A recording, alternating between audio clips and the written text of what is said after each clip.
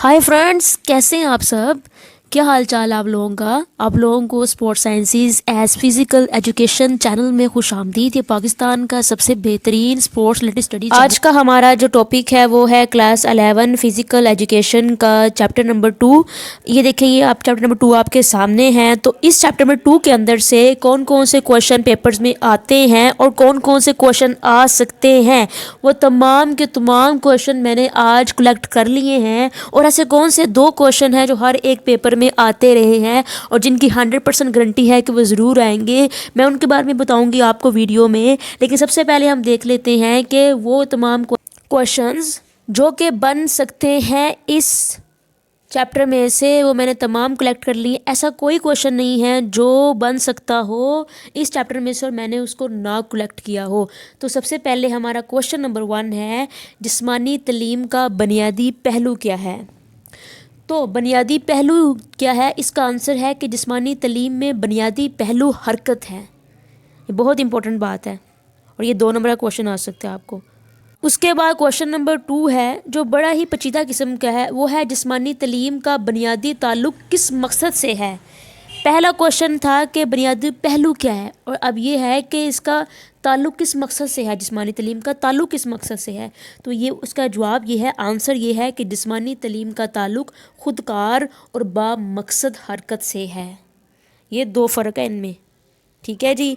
तो ये हो गए हमारे 2 शॉर्ट क्वेश्चन। अब हम आते हैं लॉन्ग क्वेश्चंस पर। लॉन्ग क्वेश्चन ये है कि जिस्मानी तालीम के 5 इगराज बयान करें। इगराज क्या होते हैं, गर्ज क्या होती है।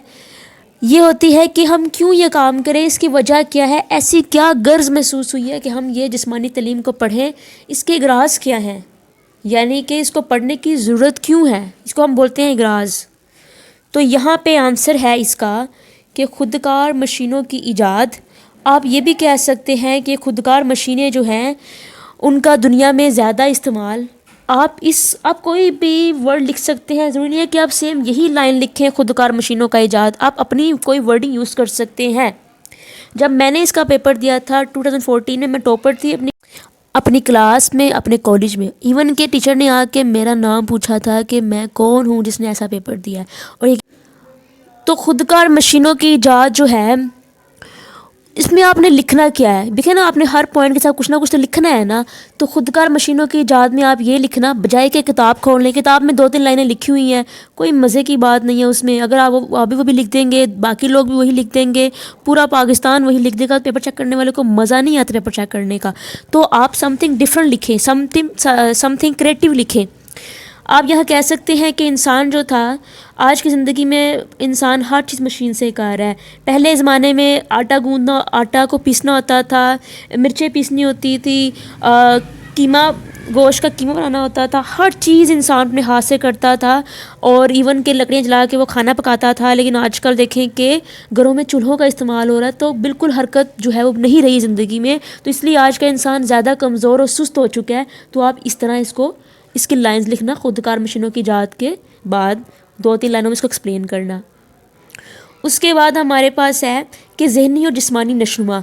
अब आपने यहाँ पे क्या लिखना है, आपने इसके नीचे इसको तफसील से इस तरह लिखना है कि जब एक स्टूडेंट जो होता है अपनी अर्ली लाइफ में पार्टिसिपेट करता है स्पोर्ट्स में, तो उसका जहन और जिस्म ज़्यादा अच्छे तरीके से नशनुमा पाता है बनिस्बत उस बच्चे के जो कि स्पोर्ट्स में शमूलियत इख्तियार नहीं करता।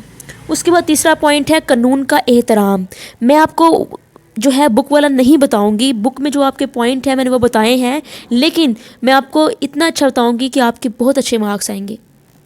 इसके अलावा अगर आपने किताब वाला और ये जो बता रही हूँ आपको नॉलेज, दोनों को मिक्स कर देंगे तो और भी अच्छा हो जाएगा।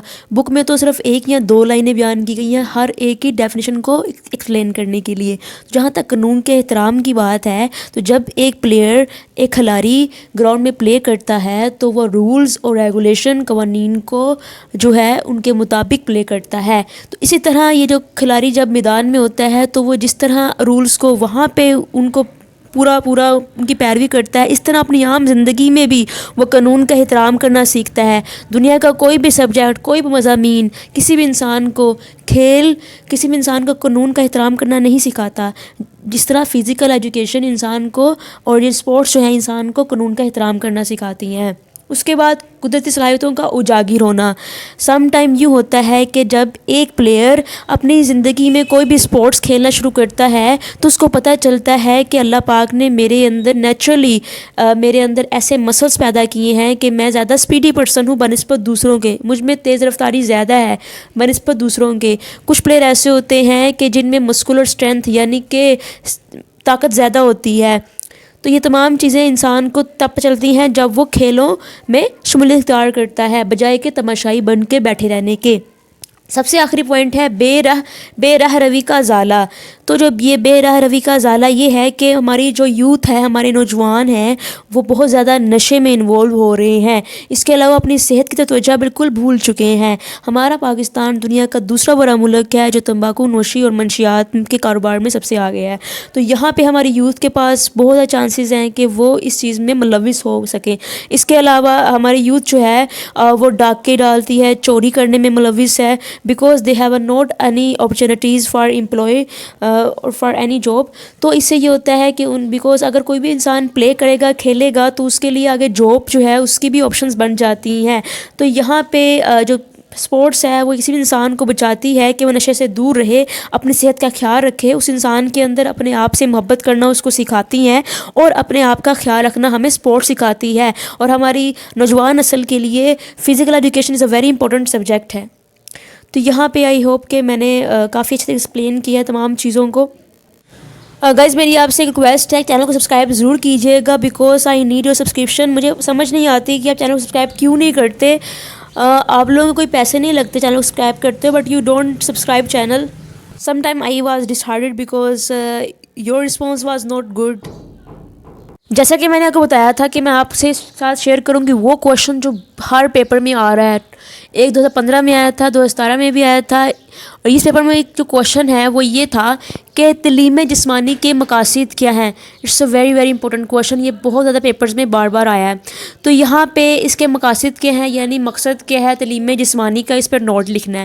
تو سب سے پہلے میں نے یہاں پہ آئی تھنک کوئی 15 مقاصد لکھے ہیں.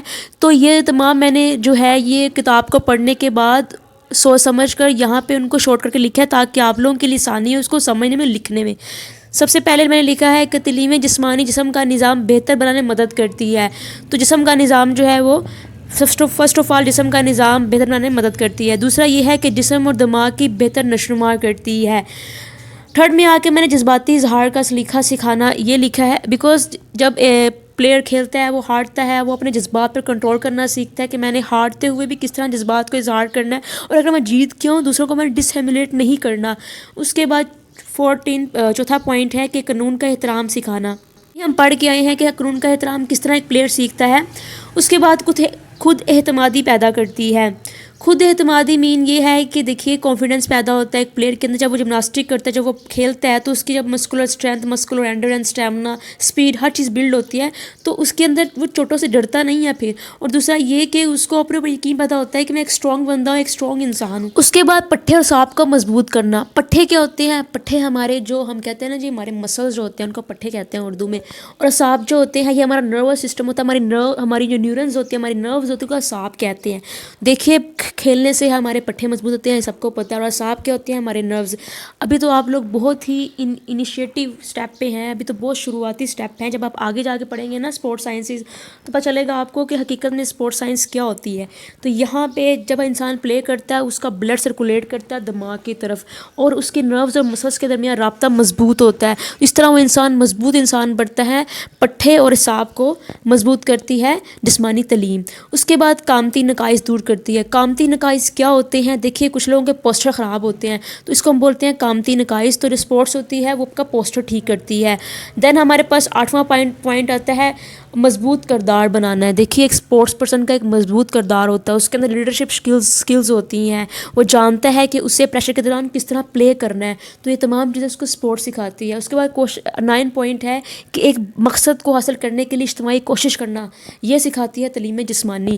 دیکھیے جب ایک بندہ کھیل رہا ہوتا ہے فار ایگزامپل ٹیم سپورٹس کے اندر, تو تمام کے تمام لوگ ایک ہی مقصد کے لیے پلے کر رہے ہوتے ہیں کہ ہمیں جیتنا ہے, ہمیں پوری ٹیم کو ساتھ لے کے چلنا ہے. اس کے بعد پوائنٹ 10 ہے کہ دل کے پٹھوں کو مضبوط کرنا. دیکھیے ہمارے اسپورٹس کے اندر دل کا بہت بڑا کردار ہے. ہمارا دل ہر سیکنڈ ہر مومنٹ جب ہم اسپورٹس کرتے ہیں تو زیادہ مقدار میں بلڈ پمپ کرتا ہے، جس کی وجہ سے اس کے اندر اس کی کیپیسٹی ہوتی ہے وہ بڑھ جاتی ہے بلڈ کو پمپ کرنے کی. اس میں جو ہے وہ اس کے مسل زیادہ اسٹرانگ ہو جاتے ہیں، ہمارے دل کے مسل. ہاں، دین ہے 11 پوائنٹ جو ہے جسمانی قوت کو بڑھانا. جسمانی قوت کو ہم کہہ سکتے ہیں مسکولر پاور. تو مسکولر پاور جو بڑھاتی ہے اسپورٹس، جب ہم کوئی بھی ورزش کرتے ہیں تو ہماری مسکولر پاور گین کرتی ہے، ہر روز وہ بڑھتی چلے جاتے ہیں جیسے جیسے ہم ورزشیں کرتے ہیں. دین 12 پوائنٹ ہے کہ شکست کو برداشت کرنا اور حوصلہ اور امید قائم کرنا، یہ ہمیں اسپورٹس سکھاتی ہیں. سم ٹائم یہ ہوتا ہے کہ کھیلتے دوران اگلی ٹیم اوپوننٹ جو ہے وہ زیادہ گول کرتے ہیں، آپ پریشر میں آ جاتے ہیں یا آپ ہار سکتے ہیں. جب آپ ہار جاتے ہیں دین بھی آپ جو ہے وہ اپنی امید نہیں چھوڑتے. یہ نہیں کہ آپ غصے میں آ جاتے ہیں کھیلنا چھوڑ دیتے ہیں، نہیں، آپ کہتے ہیں کہ next time I will one. تو یہ جذبہ پیدا کرتی ہے آپ میں اسپورٹس. اور اپنی عام زندگی میں جب مشکلیں آتی ہیں تو آپ کہتے ہیں نہیں، مشکلیں تو ہیں لیکن میں جو ہوں میں ان کے اوپر قابو کر لوں گا. تو یہ چیز آپ کو اسپورٹس سکھاتی ہے. اس کے بعد ہمارے پاس 13 پوائنٹ ہے جسم کے حفاظتی نظام کو مضبوط کرنا. حفاظتی نظام کیا ہوتا ہے؟ یہ ہوتا ہے ہمارا امیون سسٹم. امیون سسٹم میں کیا آتا ہے؟ ہمارے وائٹ بلڈ سیلز. یہ وہ وائٹ بلڈ سیلز ہیں جو آپ کو بچاتے ہیں بیماریوں سے. تو یہ جب آپ کھیلتے ہیں تو آپ کے جسم میں جو وائٹ بلڈ سیلز ہیں ان کی تعداد زیادہ ہو جاتی ہے.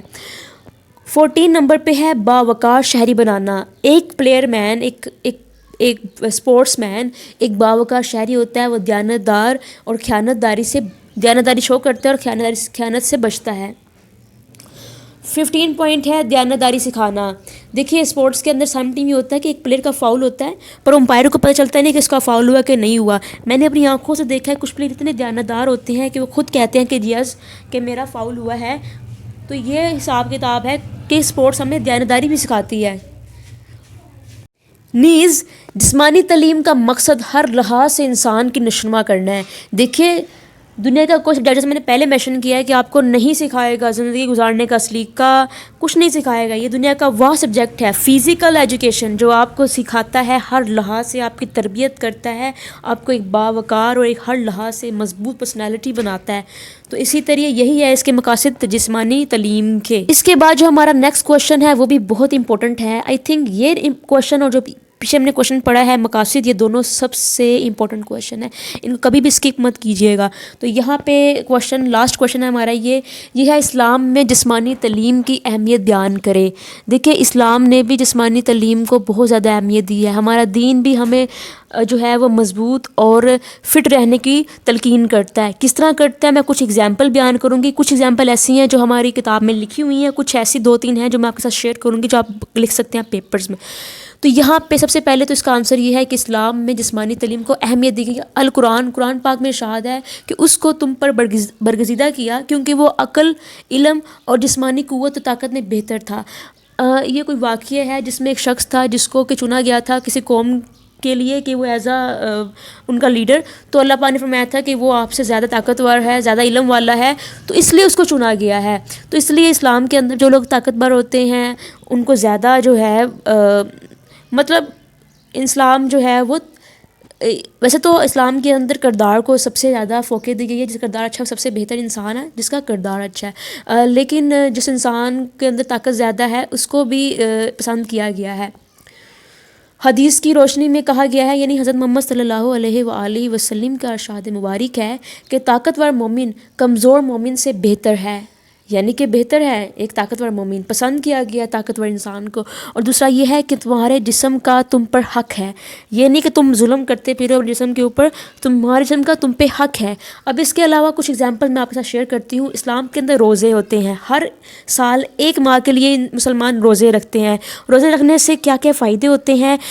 جو لوگ اوور ویٹ ہوتے ہیں ان کا ویٹ کم ہو جاتا ہے. اس کے علاوہ جن لوگوں کا کولیسٹرول لیول اور بلڈ پریشر لیول زیادہ ہوتا ہے تو روزہ ان کے اندر یہ والی تمام نقائص کو دور کرتا ہے.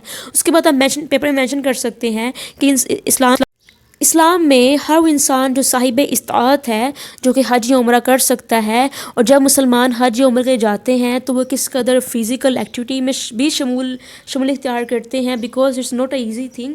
اس کے لیے آپ جو ہے خاص طور پر جب طواف کیا جاتا ہے تو لاٹ آف فزیکل ایکٹیویٹی جو ہے وہ بھی اس میں شامل ہوتی ہے. تو اس طرح دیکھیے مسلمانوں کو کس قدر جو ہے وہ ایکٹیویٹی جو ہے اسلام کے اندر بھی شامل ہے.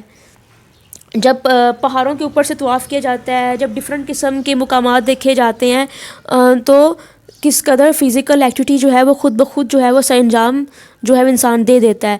تو اسی طرح اسلام جو ہے وہ کس قدر اس چیز پر زور دیتا ہے کہ physical activity is very important for every one. اور ایک مسلمان جو ہے اس کے علاوہ اور بھی بہت سے ایگزامپل